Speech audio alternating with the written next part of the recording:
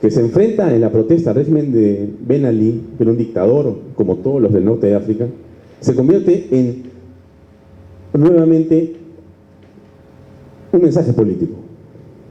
Se convierte en un hecho político de enorme importancia, en un mensaje político. No está construido eso sobre la base de que alguien pensó marqueteramente, tienes que inmolarte tú para que a partir de eso logremos el efecto que queremos en el norte de África. Obviamente no fue así. Pero lo que sí ocurrió fue que el momento político de algo que ocurre es de alguna manera capitalizado por un grupo de personas que efectivamente pudieron manejar y efectuar ese cambio en la política. El cambio en el norte de África todavía es muy complejo. Los que leemos un poco y sabemos lo que está pasando allá, sabemos que no hay todavía primaveras. Es muy complejo lo que ocurre en el África y en esos países. Pero es un principio, como ocurrió a las pocas semanas con los indignados de España. Y cómo estos grupos de jóvenes estaban conectados vía celular para iniciar un proceso de comunicación y aprendizaje. Aprendizaje que después ha permitido que otros aprendan y que puedan, a partir de eso, hacer mejores coordinaciones y mejores marchas. Ahí está lo ocurrido en Chile, lo ocurrido en Brasil, está el grupo de Occupy Wall Street en los Estados Unidos. Y han continuado las marchas, ya han llegado al Perú y están acá, gracias a Dios. Porque eso de que al peruano no le importa es un tema por discutir. Yo creo que le importa muchísimo. Quizá el peruano no sepa y cuando se empiece a enterar comienza a importarle. Entonces la labor de una agrupación política es informar, evidentemente.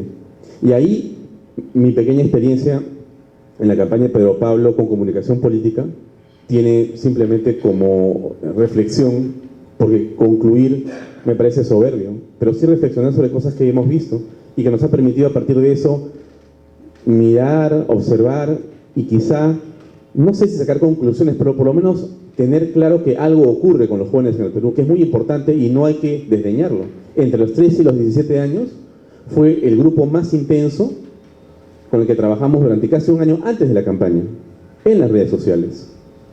Y cuando Pedro Pablo nos decía, ¿pero por qué trabajas con gente que no va a votar? Y yo le decía, porque no importa que no voten, pero son influyentes. Porque hoy día los jóvenes entre 13 y 17 son los influencers, los influenciadores de sus comunidades, en sus familias.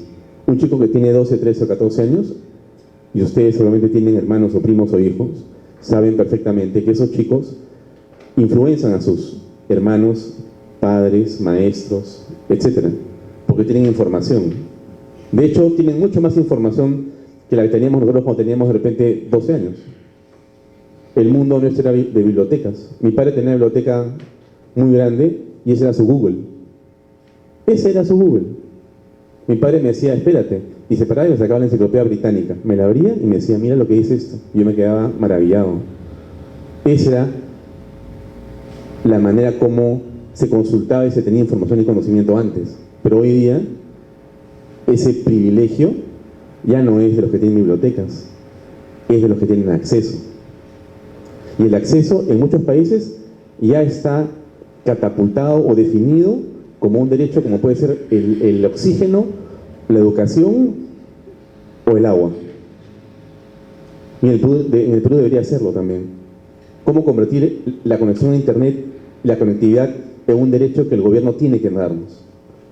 Porque es indispensable que nosotros estemos conectados para poder llegar a ese cúmulo de información tan importante. Pero esa experiencia nuestra, de estar vinculados a los jóvenes, llegar a ellos con ideas y que sean ellos los conectores hacia los mayores, es un tema sobre el cual hay que reflexionar. Eso de menospreciar a un grupo de personas porque tienen una idea menor en política es un error. Es mi percepción. Yo no soy un hombre de partido. Soy un hombre que mira las cosas y las observa con cuidado, o trata de observarlas con cuidado, y aprendo de lo que veo. Y lo que he visualizado es que existe una enorme masa de jóvenes que está esperando que les pasen la voz, que les toquen el hombro, que les hablen como si fueran lo que son. Personas con capacidad de razonamiento, efectivamente, como lo ha hecho muy bien el doctor Zapata, en la palabra anterior a la mía, que son personas que tienen multitareas, que son multitask, que tienen 1, 2 o 5 pantallas, o 10 pantallas.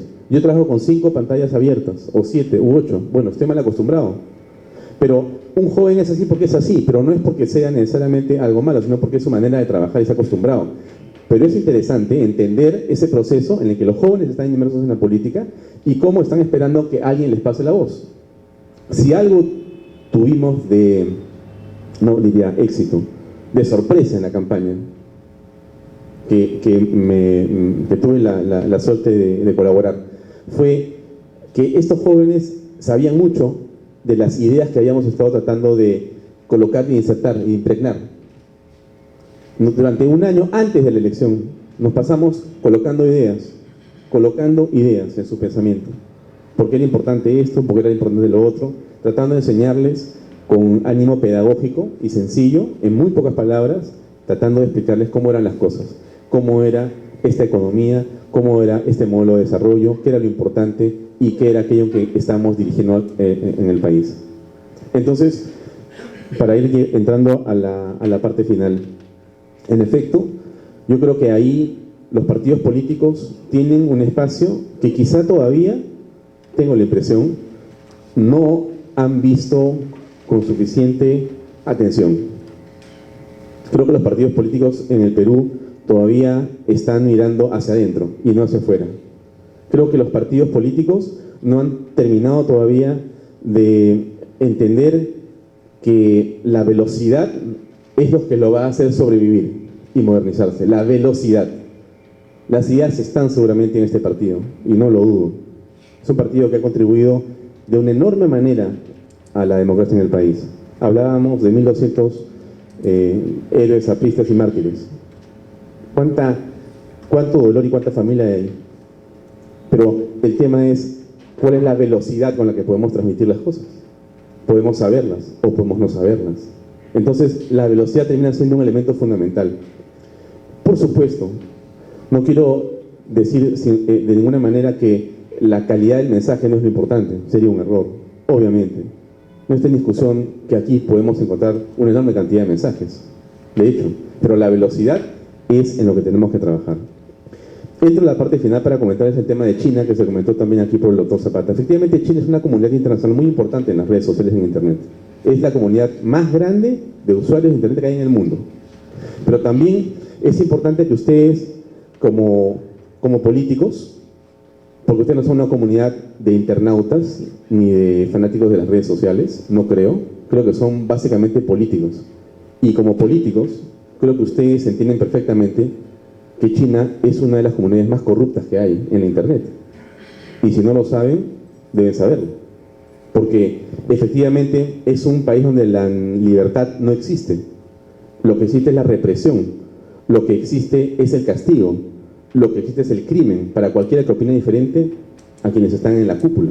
Y por cierto, que olvidaron los libros o la filosofía y se han dedicado a hacer negocio. Entonces, el negocio es lo que mueve ese país, también a la cúpula política. Entonces, tenemos que entender las cosas como son, porque lo que importa es que nosotros estemos atentos. Cuando alguien en el Perú y en el Congreso señala que hay una ley para proteger al menor de la pornografía y bajo ese pretexto nos quiere meter un control para saber lo que estamos escribiendo o pensando, tenemos que tener cuidado. Y cuando él dice que el ejemplo es lo que pasa en China, y como la gente dice, China es muy bueno, perdóname, China es nefasto, en el caso de Internet, nefasto. Las peores prácticas en el mundo, las peores prácticas, las más corruptas, están en China. Y ustedes como gente de partido, me imagino que los deben de conocer, y si no lo conocen, pues hagan un seminario sobre China en Internet, para que se den cuenta lo que es, investiguen el tema. Es muy importante. Ellos exportan el hardware y el software, que lo que hace es controlar a las comunidades. Comienzan por estatizar o aparecer como socios de las compañías que conectan o que ponen el Internet. Ya en el Perú hay una compañía china de Internet. Ojo. Al tomar contacto o parte de porcentaje del accionariado, lo que hacen es saber cómo funciona y después amenazarlos. Y finalmente lo que consiguen es poder controlar la conectividad de las personas. No solamente en China existe lo que se llama un muro de fuego gigantesco para que nadie pueda buscar lo que no quieren. O sea, si yo quiero buscar el nombre de Tiananmen, que es la famosa plaza donde se inició una revolución muy importante, donde los jóvenes murieron también y fueron asesinados por la represión del gobierno dictatorial, no existe la palabra Tiananmen en los buscadores chinos. No existe, no puedo buscar esa palabra, ni ninguna otra, que el gobierno chino no quiera. Pero si yo escribo en un blog algo que no le gusta al gobierno chino, ¿no es cierto?, por el IP, van a tocar la puerta de mi oficina, van a entrar seguramente 4 chinos de 3 metros y me van a pegar o me van a matar o me van a detener. Y si, dado que no soy solamente yo, sino es, por ejemplo, la comunidad que está en un determinado cantón, lo que hacen es apagar el internet por meses hasta que te tranquilices y después te vuelven a prender. Entonces hay que tener cuidado cuando decimos, sí, qué interesante, hay que proteger de pornografía a los jóvenes o a los niños. Eso no está en discusión, pero hay que tener cuidado con la forma como se hace.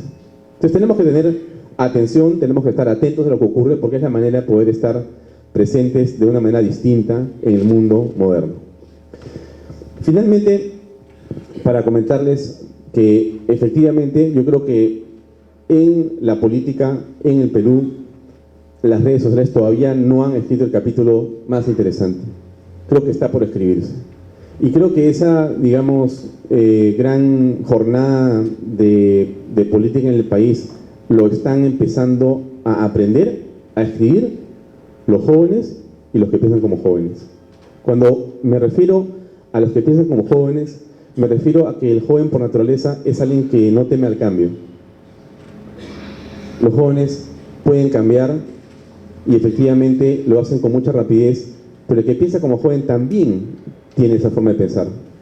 Es decir, no tienes temor a cambiar las cosas, porque ves que algo es mejor y puedes hacer una serie de elecciones y selecciones. Pero esas páginas nuevas que se van a escribir en la política peruana, creo que tienen al Internet como un elemento fundamental.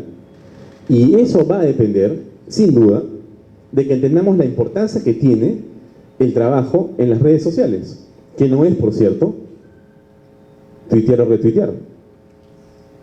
Cuando el presidente García pone presidente no se pique, presidente no se pase o presidente no se chupe en un hashtag, lo que está haciendo es provocar. Pero yo imagino que ustedes entienden perfectamente que esa es una instrucción, porque eso es un punto de partida para actuar.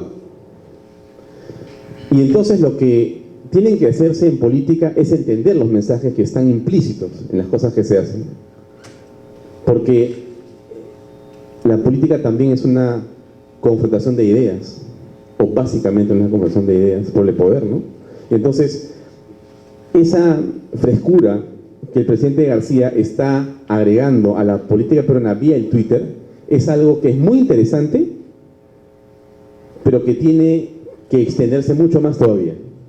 Creo que es un excelente principio. Creo que es uno de los políticos en el Perú que mejor está usando las redes sociales. Pero yo les diría que estudien el caso de Obama, para que se den cuenta lo abismal de diferencia que hay todavía.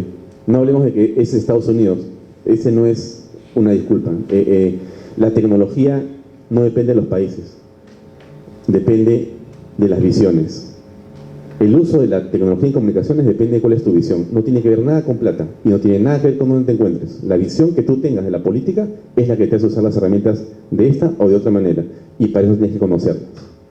Entonces, ustedes tienen esa oportunidad, les interesan temas como este, la comunicación en las redes sociales. Me parece muy interesante que en el Partido Aprista haya gente interesada. Yo he tenido la suerte y el honor de ser invitado por otros partidos políticos. Nunca he visto tanta gente interesada en el tema, con sinceridad se los digo. Y los felicito, porque creo que es muy bueno para el país, para la democracia, que hayan partidos políticos, pero sobre todo que haya gente joven que está interesada en poder ser quienes se encarguen de transmitir ideas por las redes sociales, pero también de ser un contrapeso a la política. Lo que hemos visto en no en este gobierno, en esta coyuntura política, no hablemos del gobierno, es algo muy interesante. El gobierno hace cosas que las comunidades rechazan, se conectan vía redes sociales y salen a las calles y paran muchas cosas. La política en el Perú está cambiando. Tenemos que entender, no es como alguien dijo ayer, o sea, protestan en Facebook y cambian las leyes. Eso es ser un ignorante. Es creer que el Facebook cambia las leyes. No sean sonsos. La gente cambia las cosas, no el Facebook. Tenemos que entender que detrás del Facebook hay personas, hay seres humanos que quieren que las cosas cambien. Tenemos que encontrarlos, tenemos que motivarlos. Y ahí termino diciéndoles que ustedes tienen que generar combustible. Principios, valores e ideas. Es la única manera en que esta tecnología tan interesante puede ponerse finalmente al servicio del país, como es que creo que debe estar, porque es la manera en que podemos realmente ayudar a que las cosas cambien en el país definitivamente. Muchas gracias.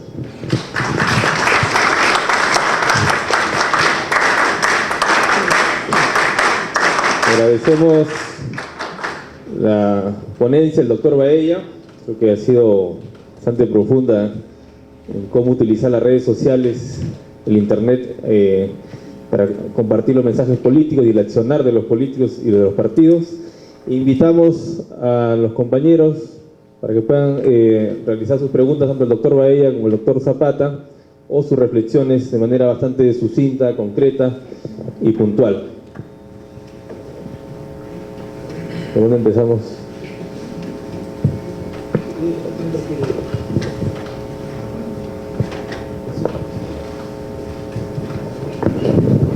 Muy buenas noches con todos. Agradecer a nuestros invitados, al doctor Eduardo Zapata y a Alfonso Baella por estar esta noche acá con nosotros y tocar estos temas tan interesantes que en el partido sí lo estamos empezando a tocar. Quería decirle, ¿no?, al doctor Alfonso Baella, el partido se está modernizando, podríamos decir, y recién ha implementado una oficina virtual. Esa oficina virtual la ha implementado con puros jóvenes. Y sí, está tomando, digamos, en cuenta esta nueva era, esta nueva modernización digital, y recién hemos integrado a varios jóvenes que están al día pues en el tema del Twitter, el tema del Facebook, haciendo que nuestra comunidad crezca. Y hay también así, de esa manera, proyectos para poder capacitar a muchos militantes, no solamente que asisten acá, sino en los distritos. La intención es que el tema virtual crezca al interior del partido y también hacia afuera, capacitarlos para que ellos se puedan convertir en unos propagandistas virtuales. Estamos haciendo gestiones para implementarlos en nuestros distritos y recién estamos empezando con esto. Creo que con eso el partido se pondrá a la vanguardia de lo que pueda venir más adelante, lo que ya estamos viviendo, ¿no?, el tema de las comunicaciones digitales, etcétera. Yo lo que quería preguntarle, ¿no?, por ejemplo, en vista de esta nueva implementación de esta oficina virtual, usted nos informa, ¿no?, nos ha comentado que en otros partidos todavía están en eso. Nosotros lo estamos agarrando, pero para el partido en sí es como algo nuevo. El partido no ha estado en este mundo, todavía es un poco difícil, duro, pero nosotros estamos empezando y algunos lo ven como un monstruo. Y lógicamente un partido de más de 80 años, estos temas todavía no lo ven.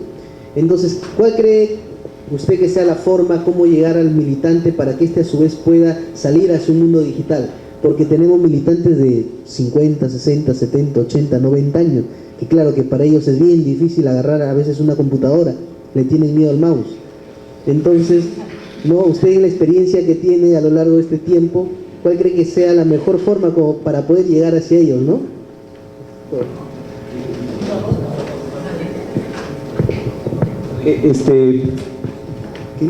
Quería saludar la presencia primero de Sandro, que es miembro de la oficina virtual Aprista y el segundo máster del partido, y también al compañero Néstor Valqui, que es el director de APRA TV. Para los que llegaron tarde y para los compañeros que no asistieron, el evento va a ser colgado también por las redes. Seguimos con las intervenciones. ¿Por acá?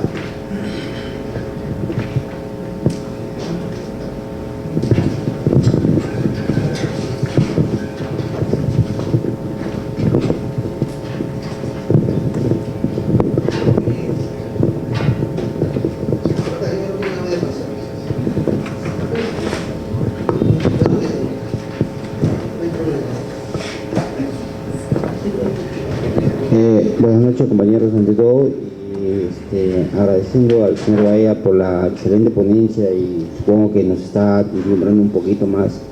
Yo soy un aprista de esos netos guardados todavía, que no salimos mucho por temas de tiempo y cosas por el estilo, pero quería hacer un aporte. Yo le quería preguntar, hay cosas que el partido cuelga en el Facebook, pero a mí me pareciera que eso no es suficiente. Yo estaría apostando de repente a la Secretaría, ¿usted qué me diría? Hay un aspecto que se llama webinars, donde me parecería el complemento ideal para poder que el partido realmente llegue al público objetivo, en la cual haya capacitaciones, ponencias, conferencias como estas, y de esa manera creo que podríamos tener mayor llegada. Entonces yo le quería preguntar al señor Baella, ¿cómo vislumbra, no sé, pues acá 10 años más los jóvenes? ¿Qué es lo que espera? Porque nosotros tenemos como políticos, tenemos que llegar a ese objetivo y tenemos que captar la mayor cantidad de masas. Entonces quería que usted nos dé una idea hacia dónde tenemos que apuntar nosotros.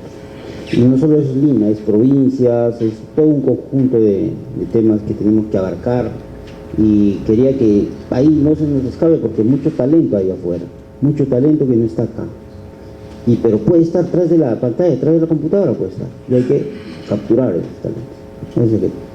¿Hay más?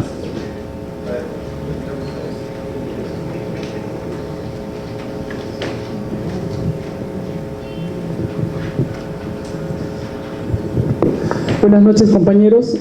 Ante todo, quería felicitar al doctor Baella, me parece muy buena su exposición, y quería hacerle una pregunta muy puntual. Quería preguntarle si sabe algo respecto al caso del actual presidente mexicano, Enrique Peña Nieto, que me parece que también ha utilizado bastante bien lo que es el aspecto de las redes sociales, al igual que Barack Obama, pero quisiera saber si sabe su estrategia o qué es lo que básicamente él utilizó, porque creo que eso es lo más moderno en las campañas políticas actualmente. Muchas gracias.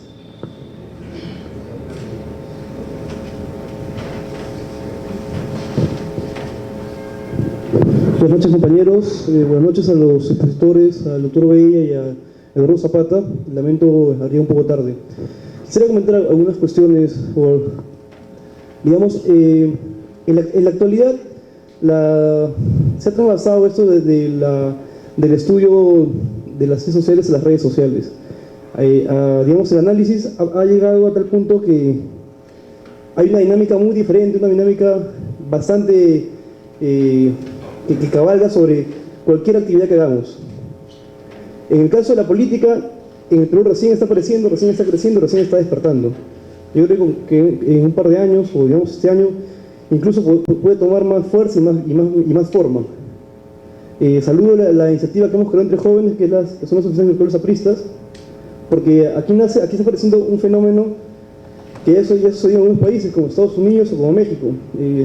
Mencionabas lo de México, por ejemplo, el PRI, en un esfuerzo de modernizarse, de apostar por una renovación hacia adentro y hacia afuera, supo capturar esta forma de hacer política, esta forma de hacer propaganda, esta forma de llegar a los jóvenes y a los no tan jóvenes, ya a través de una suerte de oficinas virtuales. Eran los frentes revolucionarios que se habían llevado al Facebook, básicamente.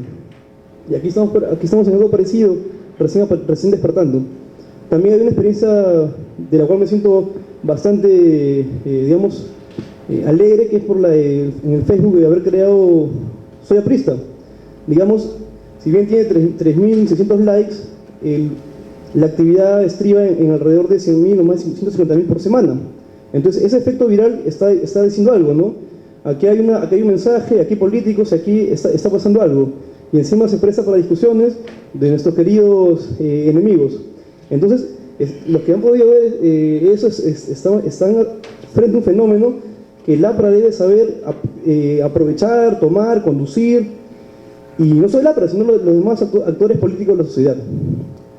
Por otro lado, en el caso, por ejemplo, de APRA TV, yo tengo la experiencia de ahorita ser community manager de algunas instituciones culturales, y por ejemplo, a veces hay actividades de un expositor mexicano, norteamericano, y solo hay 5 asistentes. Sin embargo, están con el user stream y ves, ves el alcance y lo están viendo 500 personas en diferentes países de este lado del continente, 10 personas en España. Entonces está viendo el viaje de información en tiempo real. Por ejemplo, Apple TV podría bien estar en Ustream y ahorita estar alcanzando a 1000 personas, etc. Entonces, por ahí va mi comentario, sintonizando con la exposición de hoy día, y una curiosidad que tenía por comentarle al doctor Baella era en qué sentido, si es que usted percibe si pueden haber límites en estrategias políticas en torno a redes virtuales o redes sociales, o no hay límites. Estamos viendo que el Twitter recién está apareciendo, recién está tomando fuerza en el Perú. Son creo 2 millones o menos que están activando en el Twitter, en contraposición del Facebook, que son son muchísimos más. ¿Usted ve que este fenómeno, tiene límites, le ve reparos, o al contrario, es mucho más optimista en este futuro y cree que esto va a decantar en una cosa épica, monstruosa, inimaginable, ¿no? Gracias.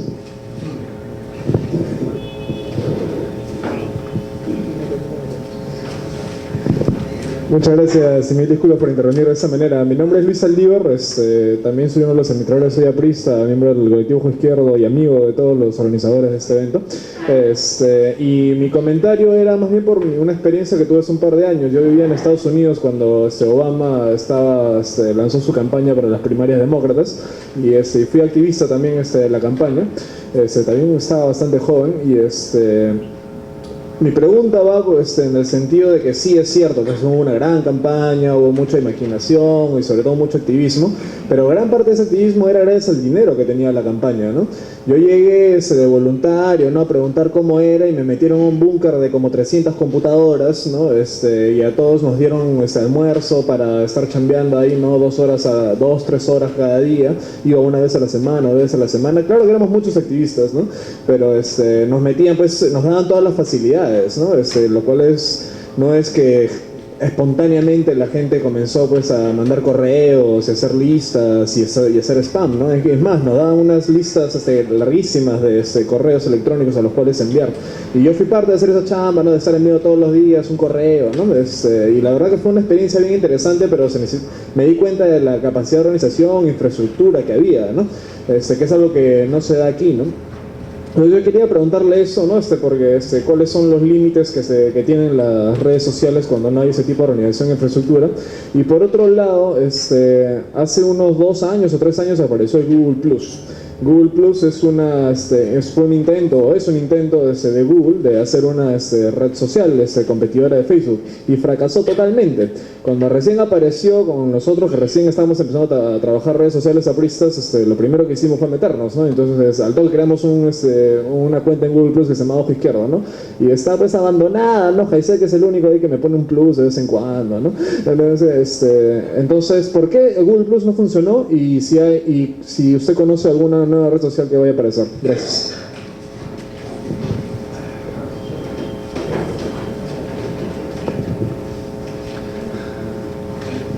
Compañeros, buenas noches. Ante todo, Nicolás nos enseñó a disculparnos cuando llegamos tarde a un evento.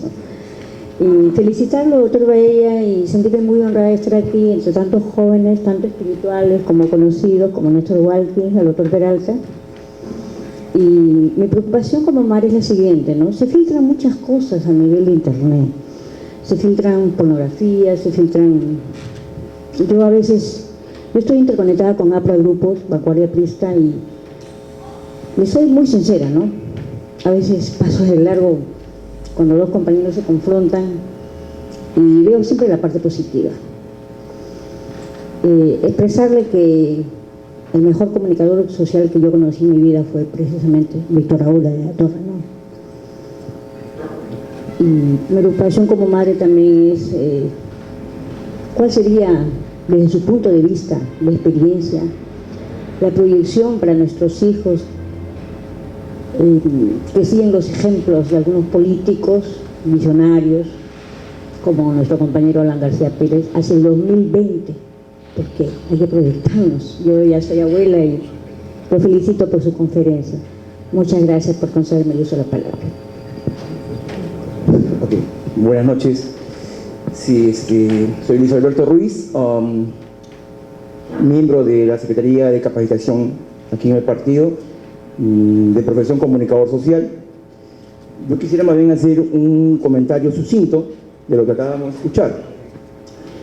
En el caso del doctor Zapata, me ha hecho recordar toda la teoría de, por ejemplo, David Berlo, cuando hablaba del proceso de la comunicación, y también de Humberto Eco, cuando hablaba justamente sobre semiótica, semiología.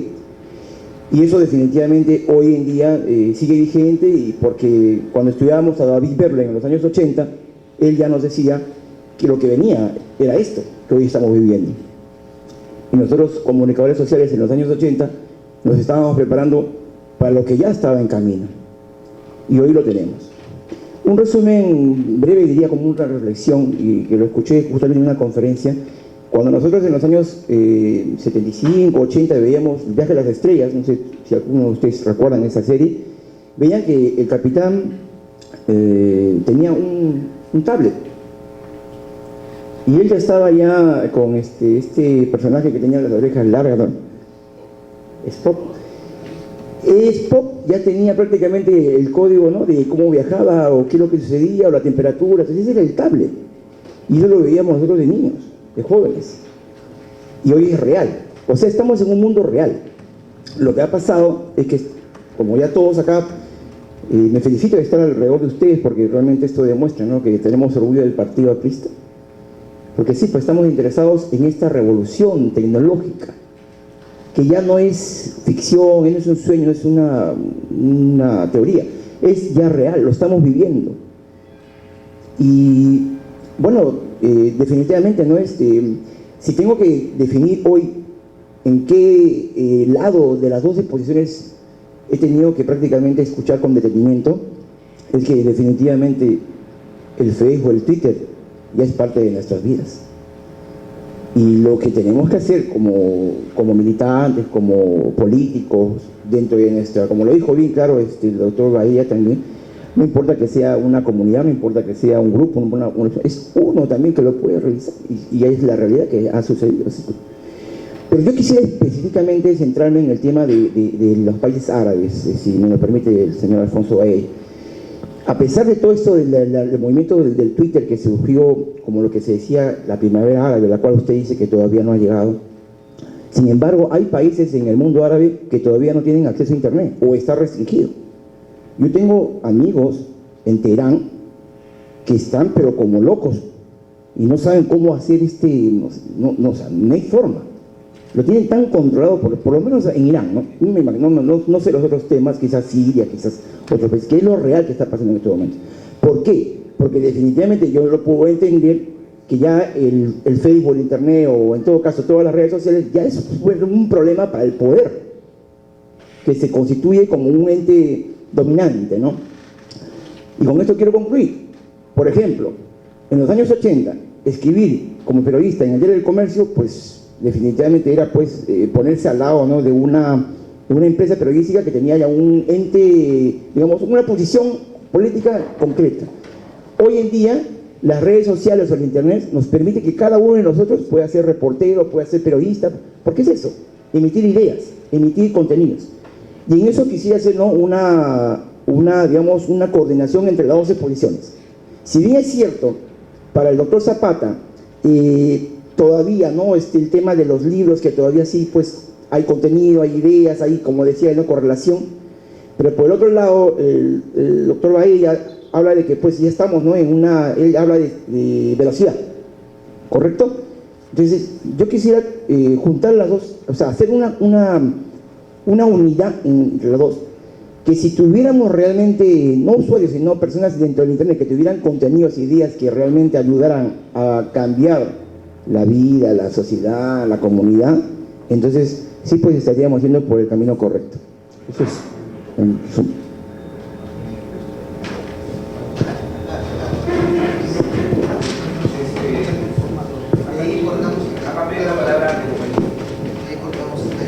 Doctor Bahía, buenas noches, agradeciéndole por su excelente participación. Muy interesante el tema. Quería ser muy breve. Me tomó por sorpresa su comentario cuando expuso, y usted dijo de que no se trataba de un tema de costo o presupuesto, no es un tema de preocuparse, ¿no? Sino más bien simplemente el entusiasmo y la organización, eso es lo que le he entendido. Entonces, frente a esa posición que usted tiene, ¿cómo avisora al partido aprista? Ya entiendo que usted es abogado y ha trabajado mucho el tema, ¿cómo avisora en un escenario imaginario organizar al partido en este tema? Que hay que tener en cuenta también que el tema de redes sociales, el tema cibernético en general a veces avanza a prueba de balas, y podríamos estar hablando de que un tiempo no muy lejos que el Facebook deje de ser una herramienta tan popular, digamos, y aparezcan otros tipos de redes sociales, digamos, ¿no? Gracias.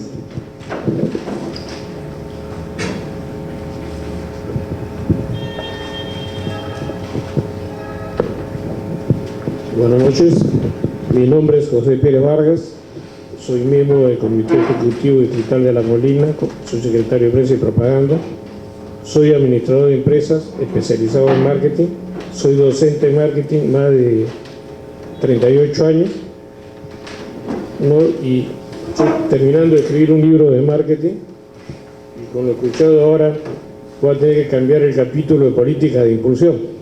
Si bien estaba manejando esta herramienta, no le daba la importancia de lo que acabo de escuchar.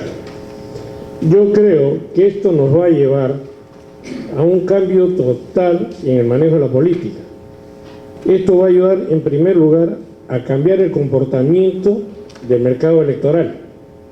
El consumidor de programas políticos o el elector va a estar mejor informado y va a tener una mejor percepción para tomar su decisión, ¿no? Y esto, lógicamente, que nos va a tener que llevar a una reorganización total del partido. ¿Okay? Yo acabo de trabajar un proyecto para el Banco Mundial con una entidad educativa, y se nos pidió que orientáramos toda la actividad hacia el nuevo modelo de gestión, que es gestión por competencias. Empiezo a investigar, y en el segundo gobierno de nuestro presidente, Alan García, él dio un decreto 004, que toda la actividad estatal debería estar basada en gestión por competencia, ¿no? Yo hemos visto la definición de puestos, y en todo interviene el manejo de cómputo, ¿no? Esta política, creo, de impulsión nos va a comunicar con el consumidor, pero también hay que tener mucho cuidado de qué es lo que se opina. ¿Por qué? Porque nuestro país es un país que tiene un nivel de percepción muy bajo por el nivel cultural, ¿no? Y percibe que un político es un ratero, ¿no? Y que entrar a política es hacer dinero. Yo creo que yo lo inserto en política de impulsión, porque creo que va a ser una herramienta que va a ayudar a desarrollar la actividad de marketing político. Si bien marketing no es política, pero es el conocimiento del comportamiento del elector, qué necesidades tiene, para nosotros desarrollar programas y propuestas para satisfacer esas necesidades que hay en el Perú, ¿no? Yo realmente felicito al grupo que ha organizado esta reunión, y esperamos que sigan con este tipo de actividades que empieza a modernizar a nuestro partido. Si bien muchos ya peinamos canas, ¿no? Creo que tenemos que estar al tanto de la nueva tecnología.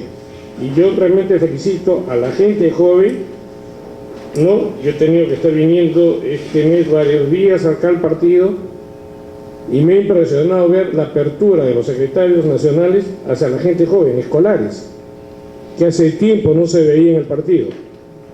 Y esto para nosotros es una satisfacción, ¿no? Que podemos seguir vigentes.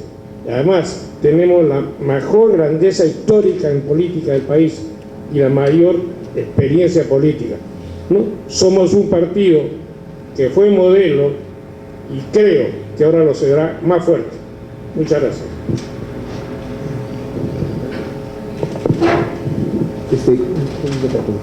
Simplemente para dar cuenta que el equipo se va completando con la presencia del compañero Eli Castelo, que es el secretario adjunto de Participación de Redes Sociales e Innovación Tecnológica.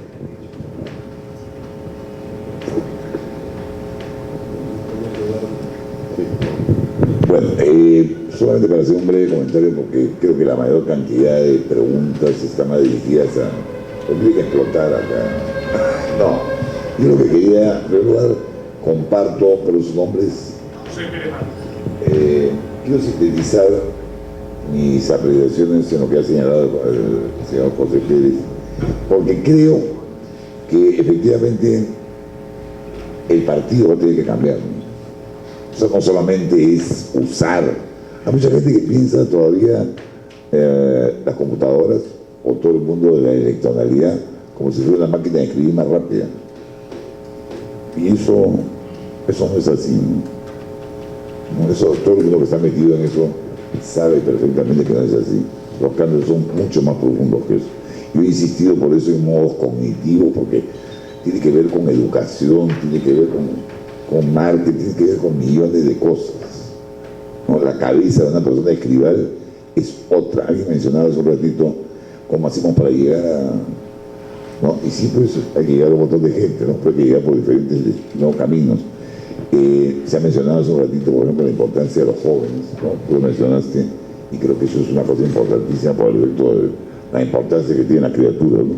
Creo que todos los que tenemos alguna edad, ¿no? X, y cuando no sabemos algo, siempre le preguntamos a los más jóvenes, ¿no?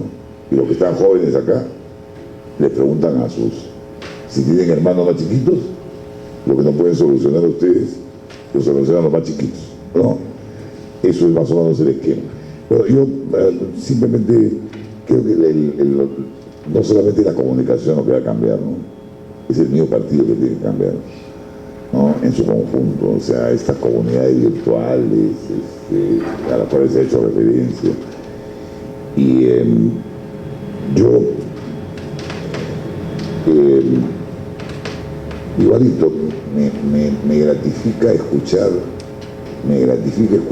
la preocupación de ustedes, porque lo han señalado, ustedes tienen detrás marca, ¿no? Sí, pero esa marca sin estas herramientas electorales, ¿no? Se queda ahí, en una marca, ¿no? Entonces, había muchas cosas que conversar, hay una serie de cosas académicas que podríamos conversar, cosas cognitivas, etc. Pero yo creo que ahora la preocupación de ustedes está más por el lado instrumental. Por eso voy a dejar ¿no? a Alfonso, porque las preguntas van muy dirigidas, ¿no? a eso. ¿Qué hago? Esa es la desesperación de ustedes. ¿Qué hacemos? No se preocupen tanto tampoco. Solamente voy a decirles una cosa, ya rápido. Voy a compartir con ustedes dos cosas.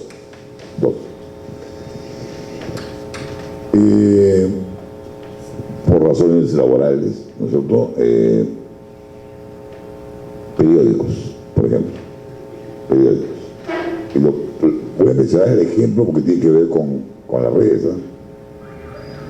Ya, periódico A, no voy a decir nombre, pero A tiene un serio problema, ese periódico, de lectoría, no de circulación, no de ventas, sino de lectoría.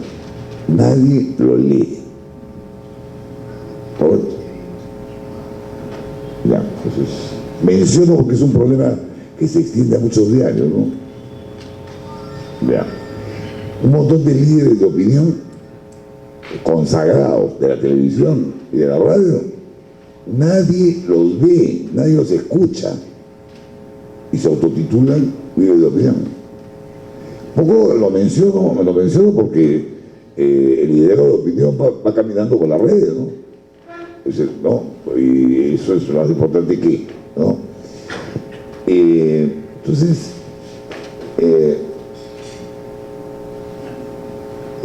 y voy a mencionar una cosa para que se pongan de buen humor,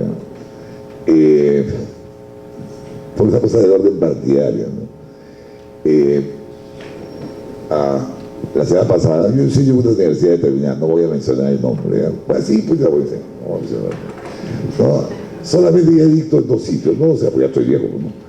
Dicto mi curso de semiótica en la Universidad Peruana de Ciencias Aplicadas y en el Instituto de Gobierno, en el doctorado del Instituto de Gobierno, ¿no?, de la San Martín.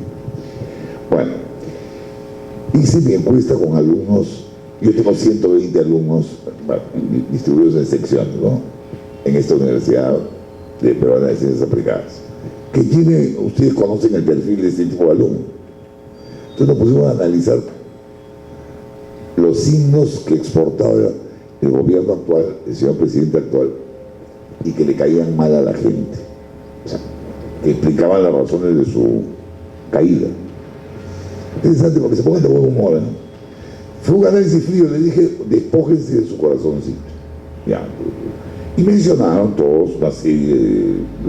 Creo que todo el mundo, no vale la pena hacer ejercicio acá, ¿no? Ya, porque además ustedes... Bueno.